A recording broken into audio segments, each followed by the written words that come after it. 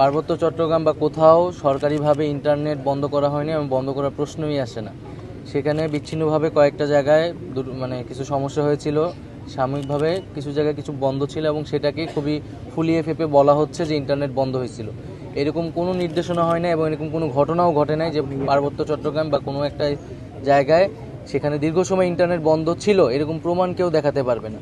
So এই বিষয়টি আসলে সত্য নয় এবং ইন্টারনেট বন্ধের বিষয় বা এই ধরনের সমস্যা কিছু সরাসরি সেখানে যারা আছে জেলা প্রশাসক আছে তাদের সাথেও আমি কথা বলেছি এবং ওখানে ভুক্তভোগী কেউ থাকলে কোথাও যদি এই ধরনের ঘটনা ঘটে আমরা বলবো যে আপনারা যথাযথ কর্তৃপক্ষের সাথে এটা যোগাযোগ করে জেনে নেবেন এবং আমরা এই ধরনের কিছু অভিযোগ করার ক্ষেত্রে যাতে সম্পূর্ণ সত্যটা জেনে তারপরে এটা বলি, এটাও আমার।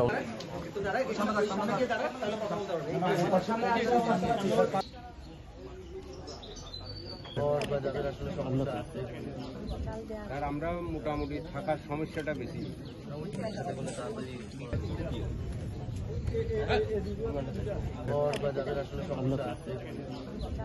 আমরা মোটামুটি থাকার সমস্যাটা বেশি।